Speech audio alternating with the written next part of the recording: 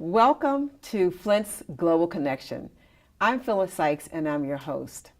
The city of Flint is comprised of a diverse array of people, which represents all four corners of the world, and they've chosen to make Flint their home. One such person is here today to talk to us about his story. His name is Adil Muhammad. Welcome, Adil, and thank you for joining us. Thank you, Phyllis. Glad to be here. So you're one of those persons that's come from another part of the globe. You've been here in Flint, and you've been here for a number of years. Why don't you tell us a story about how you ended up landing here in Flint, Michigan? Well, back in '83, I came to the United States as a student. So I was in Detroit at Wayne State. After I graduated from there, looking for a job and found one, and then it was in Flint. So I moved here in '88, and I've been here ever since. This is where my family is. My kids were born, grew up, went to school. So this is home. So that seems like such a daunting thing, to leave the home country that you've known, family, friends, and to decide that you're going to go and find something else to do, find another place to live. Did you do any research on Flint? Had you heard of Flint before you moved here? Yes, I did hear about Flint, it being the birthplace of General Motors. So, it had a big automotive history. And that's where the jobs are, at least at that time, right? They were still here. Okay. They were kind of on their way down, but, as a new immigrant and somebody who's trying to make a home, you don't have much choice where you go. You go where the jobs are. And at that time, Flint was still, still stable and not in the condition it went through in the '90s and the 2000s. Okay. So, you go where the livelihood is. But once I came here, I found that there was enough things here to make a community. So you come to Flint and you don't know anyone.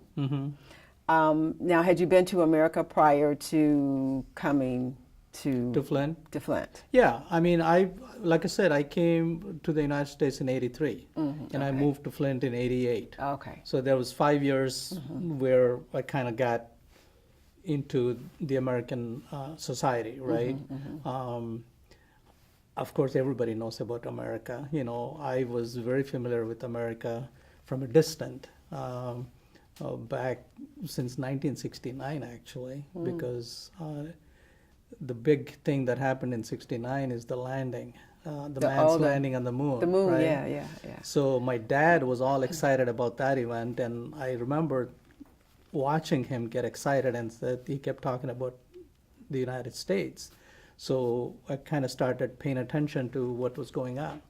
And then, of course, with the Western music influence and, the Hollywood and reading books, I was very familiar with America without having lived here. So when I came to the United States in 1983, I felt comfortable. I didn't feel like I was going to a strange place. It felt like I was coming to a very familiar place, a place that I kind of knew about. So it was like it was homey. Really? I felt comfortable. Wow, okay. Right from the moment I stepped on, out at the airport. So when you landed here, what city were you in? What city did you come? I came initially, of course, New York, and then I went to Louisville, Kentucky. Okay. I was at the University of Louisville for about 3 months, and then a friend of mine told me to come over to Detroit because he said Detroit is a bigger city, better job opportunities. Wayne State is a great school, so why don't you come here? So end of '83, after 3 months in Louisville, I moved to Detroit. And then after I finished my master's degree at Wayne State. So Flint was just down the road, so it wasn't that big of a leap. Yeah, it was just an hour away, right? Yeah, so it's not that different from Detroit. Yeah, well, it isn't, but it is. Yeah, but yeah. Flint is a mini Detroit. Yeah, right. So you get the job here in Flint, and you are obviously able to take care of yourself and kind of get acclimated to the community. Was there anything that really stood out about Flint when you first moved here that may have been different from Louisville and Detroit? Yeah, I mean it's automotive. The whole, not the culture. It's the mentality is manufacturing jobs. So that's a big thing in Flint and Genesee County, is being part of the automotive industry. So Louisville wasn't like that. Louisville was more, less of automotive, but they have their own industry. Of course, famous for, Churchill Downs and Kentucky Fried Chicken and all that stuff, bluegrass. So Flint was more urban, more, gritty, I would call it. So and I wasn't living in Flint at that time. Even though I was working here, I was actually living in Grand Blanc. But I would on my way, on my drive in and drive out, I would see what's around me. The cultural center was a big part. University of Michigan Flint was also a big part. I was not as much connected with Kettering, but over time I kind of got to know what's around Flint, what's in Flint. And started, noticing all the strengths that it has. What were some of those strengths that you noticed? The hospitals systems, we have 3 big hospitals here. The educational institutions, Kettering, U of M, and Mott. The cultural center, the airport close by, the 75, 69 connections. So all of those, are strengths. Those are already here. Those were built and created over time. So these are all. So those were selling points to you. Those were selling points to me, and we didn't have to deal with traffic like in other big cities. So my commute was 10 miles, and it would take me maybe 15 minutes, right? So I'm saving on gas. I'm saving on real estate. Real estate values are not as high. So there are a lot of positives. Fairly good school systems. So it's Michigan, somebody made the comment that Michigan is one of the more, cosmopolitan areas or states in the country, and I believe that because of a good mixture of locals and internationals, and the manufacturing sector I think attracts that, that talent, that skill set. So we end up becoming a good mixture of the locals and the internationals. Well, what was it about the people? I mean, we know about the institutions and, the other amenities, but was there anything about the people? Because, when it's all said and done, it's about the people of the community. And what did you find about that in terms of making the transition and making a decision to make Flint your home? I think people are the same everywhere, right? I come from India, but if I look at what my life in India was and what my parents went through, what their aspirations were, what they wanted for their families, their kids, and their communities, it's no different than what people here want for their families and communities. So we're all the same. It's just that we look different, we may speak a different language, but at the bottom line, everybody wants the same thing. We want to make a decent living. We want to have a good, healthy community, be nice with everybody, and and enjoy the good things in life. I don't think that's different, Flint versus Detroit or Louisville. It's all the same. Or India, right? Or Pakistan, or wherever. So I didn't see anything particularly different about Flint in that sense. It's like the challenge is getting to know people, taking the time to get to know people, be open to their views, being able to feel comfortable in having a conversation. You need to get comfortable. Once you get comfortable, once you get to know people, I think everybody will get along fine. And you obviously had that experience. Yeah, yeah. So it's in that sense, there wasn't anything specifically about Flint that said, "Oh, this is why I want to stay here." It was more just spending the time, getting to know the environment and the community, and feeling comfortable in it. You know, and the people here, once they get to know you, you know, they're welcoming, right? So it's when you stay to yourself and kind of stay away, that's when people tend to like, okay, we don't know what this is, let's kind of stay away. So it's a two-way street, you know, just like I have to step out of my comfort zone, others have to feel comfortable stepping out of their comfort zone too. So you decided to make Flint your home. You had the job, and then you started a family. And did you meet your wife here? No, my wife was still back in India. Oh, okay. So I got married in India, and then she joined me a couple of years later. Okay. You know, there's the immigration system here is that once if you're going through the legal immigration channels, once you say that you want to immigrate, there's a line you join, a queue, right? And there are lots of people waiting in line with you. So you can't break the chain. So you just wait your turn.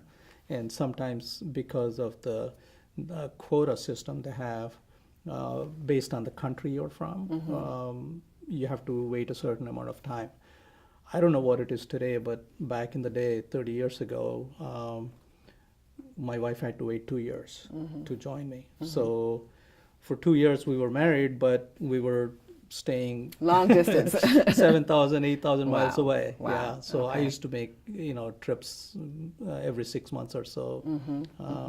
So that's. So then you bring her here. She gets her papers, and then she comes to Flint. And so was it a difficult transition for her?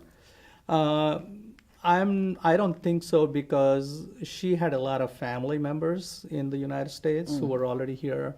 She had 4 or 5 uncles, couple of aunts already in the United States, some in New Jersey, New York. One was in Montana, a couple of them in California. So she was familiar with, you know, how, hearing from them what it was like. So no, I don't think it was a big transition to her.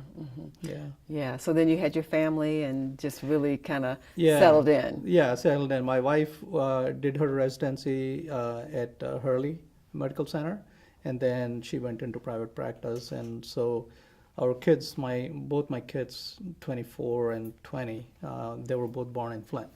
One in Hurley and one in what used to be the Genesis St. Joseph's. St. Joseph. Oh, Yeah. yeah. Which is the RTC now. Yeah. Yeah. Right. That building is, Right, yeah. right, or right. the Genesis Cancer Institute, I think. Yeah. Yeah. Next to Okay. RTC. All right. So, Yeah, so they, you know, they were born here. They went to school here in the Flint area. They went to private schools. My son went to Grand Blanc High School, and they're now in college. Yeah. So well, great, Yeah. great. So it sounds like you know, once you got here, you had a real traditional kind of lifestyle as it relates it's to like, the community. And, I mean, again, it's no different than how people would live anywhere, right? So once you make a decision to make a place a community, then you just do everything you can to make your home as best as it can be, as good as it can be. So anything I do, I think about, okay, you know, how can this make Flint better, right? What's like one of my other friends would say, what's in it for Flint, right? How can Flint benefit, Flint as a community benefit out of whatever it is that we're trying to do? I think that's a civic sense that all of us as community members should have, and I think they do have. Yeah. that. Well, you, as we all are aware of all the challenges and all the discussions about the immigration process, et cetera. And fast forward from you being here, raising your kids, and really now really getting involved with the community in terms of making a contribution. I know you are involved in a number of projects and a number of nonprofit organizations. You want to share with us how those have come about and what you hope to see happen with those organizations. Let me talk about the International Center Sure. first. So you and I are co-founders of it. We both saw similar things about 3-4 years ago. 2014 was it? Or 15. Yeah, 3 years ago. So when we saw the influx of international students coming to Kettering and U of M Flint, I, as a student 30 years ago, what I went through, I kind of reflected on that. When I came here, I had a support structure. Even in Louisville, one of the reasons I went to Louisville is because I had a family member, distant relative, who was in Louisville. So that was kind of like my welcoming place, right? And when I came to Detroit, I had a friend there who invited me to come to Wayne State, right? So I have a welcoming place there. But some of the students that we saw that came to U of M Flint 3 years ago, we noticed that they were looking a little lost. They were kind of by themselves. And so, the thought is we should, as a community, we should create a welcoming environment for them. So from that idea started the effort to start the International Center of Greater Flint. So that's why I co-founded that. I put the effort in to do that because I felt that's a need in the community that's not being filled. There used to be the International Institute, which closed in 2007, and nothing else took its place. So I felt that we really needed to see if we can bring that back, and with the community support. So that's why I became part of that, working with you on it. The second thing that I'm part of is what is called the American Muslim Community Services. It's a nonprofit based in Flint. It's started by a few like-minded individuals within the Islamic community in Flint. And we felt that, with the recent political environment, even before that, I remember distinctly back in when Barack Obama was elected and when he was running for the president's office, there was a lot of talk about how in secret he's a Muslim and how that's a bad thing. So that kind of, as the Islamic community, we said that there is a perception here, obviously, across the nation that being Muslim is a bad thing. And so when you go deeper into that, why that is, you find out that there's a misperception, right? And part of the reason for that is because the locals who are not familiar with Islam make assumptions. And the people who follow Islam, they are also partly to blame because they kind of stay in their own little circle and they're not totally comfortable stepping out. So again, I go back to the two-way street. Not only do the locals have to step out and reach out, but the people that they're trying to reach out, they also need to step out. So there needs to be a two-way connection. And what I'd like to do is to make American Muslim Community Services be a catalyst for that.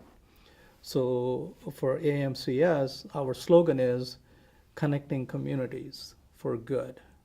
So the whole emphasis on making connections and working on things that are good for the community. What are some of those things that you guys are doing? Well, we obviously start with things that we are able to do, that we have a skill set to do. So, in our community, a lot of people are of the professional careers, like engineers and IT people and healthcare professionals. So one of the things that we started doing was providing college preparation courses or tutoring for ACT and SAT. So that's one of the things we do. And you do that as volunteers? Yeah, we do that as volunteers under the AMCS umbrella. One of the other things that we do is we also do run a food pantry twice a month. One out of the Insight Institute building on South Saginaw, and on a different weekend we do it out of the Broome Center on North Saginaw. It's called the Flint Muslim Food Pantry. A third thing that we do is a group of us provide a free clinic service every Wednesday, and it is run out of one of our community members' offices. Is this medical? It's a medical free clinic. Yeah, it's run out of Dr. Arif's place on Flushing Road. It's every Wednesday. It's free for people who don't have healthcare insurance. Yeah. So those are some of the things that we do. Again, it's even though the name is Muslim, it's not restrictive to Muslim. It's run by Muslims, but it's for the community. So I on think all that's those things. I think that's really significant because it's actually doing what your mission is, which is to make that connection, to really dispel of the perceptions that people have about Muslims, to demonstrate that it's not a bad thing by way of showing the organization making a contribution to everybody in the city. Yeah, I give the example of any Christian church organization. When they, like, for example, before I came here, I went to a presentation with the Habitat for Humanity, who has partnered with the Thrivent Financials, right? So the name is Thrivent Financial, which is kind of a church-based. I think their foundation is Christian values, right? And they're not shy about that. They put it right out there, right? But it's not restricted to Christian followers. Right. It's for anybody. They provide services to anybody, right? Nobody says, oh, it's a Thrivent Financial, so let me, I'm not a Christian, so I'm not going to go there. They don't say that, and they're not restrictive either. So it's the same thing, even though we're American Muslim Community Services, we're not restrictive to who we serve. Right. That's our identity. That's where our value set comes from. But it's not restrictive only to Muslims. Right. It's for anybody. Anybody can come to our food pantry.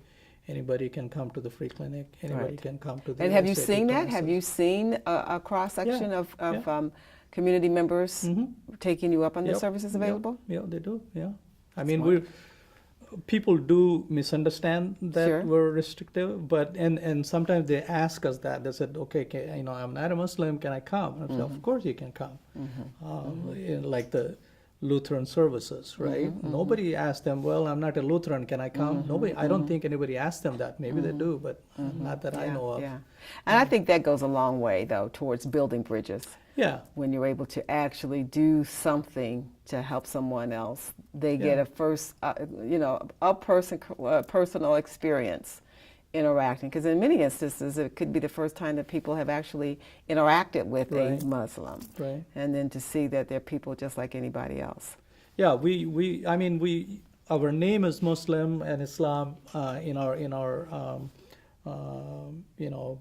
where our value set comes from, but we're not out there beating everybody up with it, right? Yeah. We're like, okay, this is our name, this is our value set, this is what we're doing.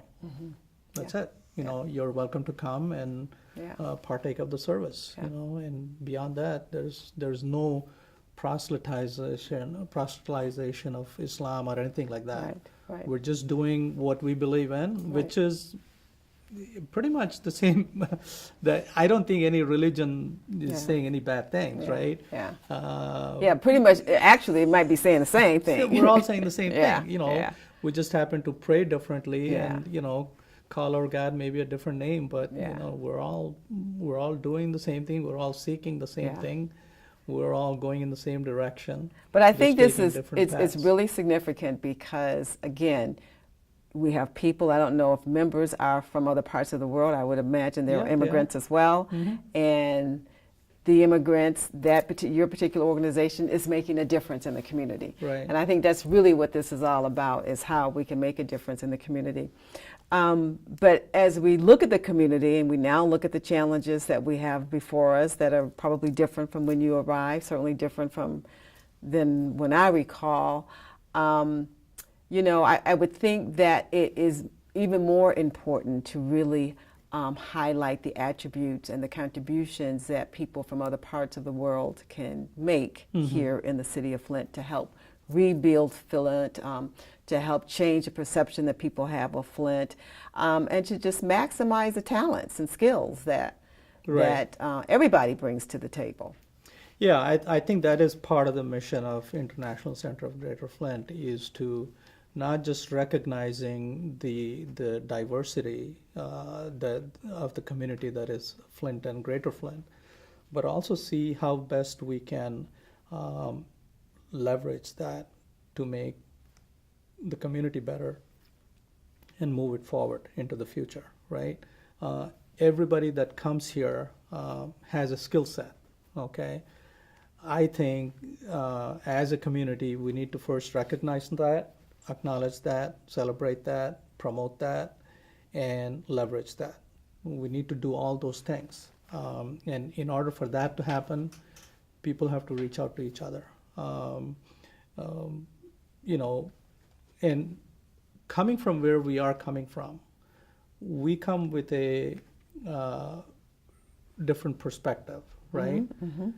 It's neither good or not or bad. It's just different, and we need to understand that there is a difference in how things are seen, things are perceived, and benefit from that difference in perception or perspective, not perception, perspective.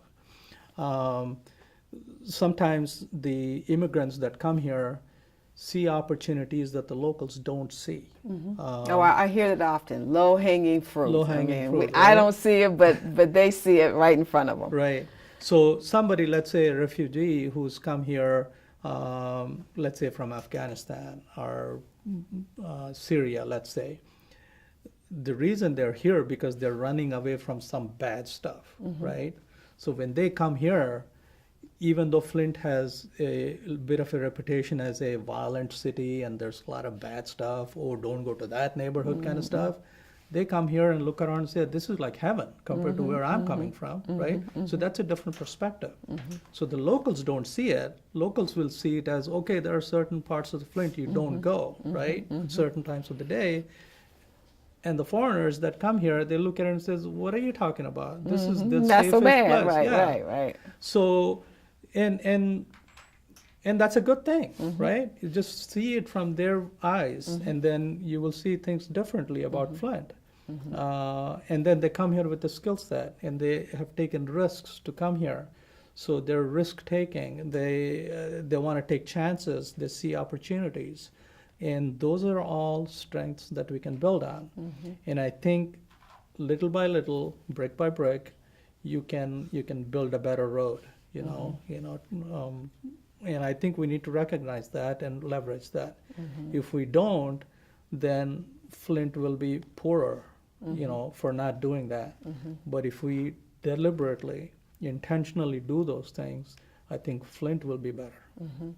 One of the things about Flint, and actually Flint has a track record of doing that. Back in the 60s, actually when the Yeah. Institute was first formed, and agree. for the welcoming, but there was an influx of immigrants in, primarily from Eastern Europe, but nonetheless. And so they really helped build Flint to be what it was in its heyday. So, so there is a record of that Yeah, happening. I'm not denying that. Right, I'm sure. just saying, right now there's a gap of Right, that, exactly, right? exactly. So, And the landscape is different too. Yeah, it's a landscape different- very different, but nonetheless, it's still beneficial for everyone involved. well, the other thing also that you and I both agreed on, I think, is that there are circles of communities that are from different, immigrant groups, right? So there's a India Club, there is a Arab American Heritage Council, and there's a Flint Islamic Center, there's a West Hispanic African too, group, yes. there's a Hispanic group, there's a Chinese association. So I'm not denying that they're not there, they are there, right? But what's happening is we're all kind of in our own circles. And what is lacking is something that connects all of those, So that's what the International Center of Greater Flint should be, is a connection for all those communities. You can still be part of those communities, obviously, but I think if we can connect all those things, we will make for a stronger fabric as a community. I make the analogy of the circles of the Olympics circles. You have those 5 circles, but they're interconnected. So they're individual circles, different colors, but once they're connected, they kind of come together and become stronger. Sure, And I sure. think that's kind of how we need to be as a entity. Yeah, and I think one of the major pieces of that connection and those connections is definitely the different ethnic groups, but the locals as well, and bringing them into the fold in terms of interacting and engaging with all the different members of the community, because there's this perception that it's a either or, them or us kind of scenario, when in fact it's not. It's, you know, it's all of us together, Right. to engage and work together to help rebuild Flint, or build Flint. So Yeah, before the locals became locals, they were the globals, yeah, right? yeah. So it takes time. Over time, you become the local. Yeah. And then there will be a new group that comes in, and if we are welcoming to them and get to know them, and they will want to come here more, right? Now we're going through a reinvention of Flint. People are starting to invest back in Flint. So we have the Lear Automotive setting up shop again in Flint, right? Or making an investment in Flint. They are going to be looking for people to come and work at their manufacturing facilities and become part of the rejuvenation of Flint. And the kind of people that they'll be looking for are predominantly found with, the The science, STEM skills. the STEM Yeah, skills, yeah. okay? And where do you find them? You find them on college campuses. Some of those are international students. They come trained with those skill set. Yeah. So if we can, when they come to Flint to go to school at U of M or Kettering, we don't want them to just get their education and leave. Yeah. We would like them to stay, okay? And that'll help the community, and that'll help companies like Lear Automotive, and that'll help the individuals too, Yeah. because they won't have a reason to leave in search of a job somewhere else. Yeah. They might as well stay here, Yeah. because Flint have everything else that that somebody would need to make a good living for their family. Yeah. So why not work towards building that welcoming community? And creating a welcoming city will be one reason why a new international person or a global person would want to visit, not only just visit, but also make Flint a home. One of the things that I believe that you have planned coming, a couple events that are coming up that speak to this whole concept is the Going Global Summit live stream Yeah. that will introduce Flint to the globe, literally. Can you tell us a little bit about how that's... We're still working out the details, but we hope that early next year we will, with the help of Edwin Black, who's based in Washington, D.C., that we can present Flint to the global audience. What we're thinking about doing is hosting an event, like a 2-hour town hall meeting, I would call it, and live stream it, have a bi-directional dialogue where the local people in Flint will be able to talk about Flint and what Flint has to offer for somebody internationally that is looking to either visit Flint or come to Flint as a student or as a business person in looking for investment opportunities. And we need to showcase what Flint has to offer to meet their needs. So, we hope that we can get that set up and run out of one of the places here. Okay. So is there anything else that you see on the horizon as it relates to building Flint with the resources and the talents that we have that would help move us further along? Any parting thoughts or ideas? I think a lot of that is already happening. Of course, with the with the focus on Flint recently because of the water crisis, Although it can be looked in a negative way, has also brought a lot of positive attention to Flint. And a What's lot that? of, What would you say is the positive attention? I think people are to do right by Flint. They are looking for ways to help Flint. And when you start looking, okay, where can I help? The next immediate question is, where do you need help? What asset base do you have already? Okay, where can I make a difference? How best to leverage the strengths that are already here? So when you start looking for those things, you will find them. And that's what people are finding is, as people start asking questions and looking for ways to help Flint, they're finding out a lot of good things about Flint. A lot of positives are coming to light, right? That were not talked about much before, but now people are starting to talk about it, discuss it. And that's the good thing, okay? With the negative stuff, you also get the positive stuff. So a lot of that, I think, is already happening. What I think we can do as the International Center is just to kind of ride that coattails, if you will, and piggyback off of that and do our part to serve the audience that we're trying to serve, which is the people of international backgrounds that are trying to make Flint their home, their community, and be more welcoming. The ones that have been here, the ones that are coming here, and the ones that will be coming in the future. So we will need to continue to look for ways how we can continue to make Flint a welcoming place. It already is. We just need to keep making it more of it and be more intentional and deliberate about it.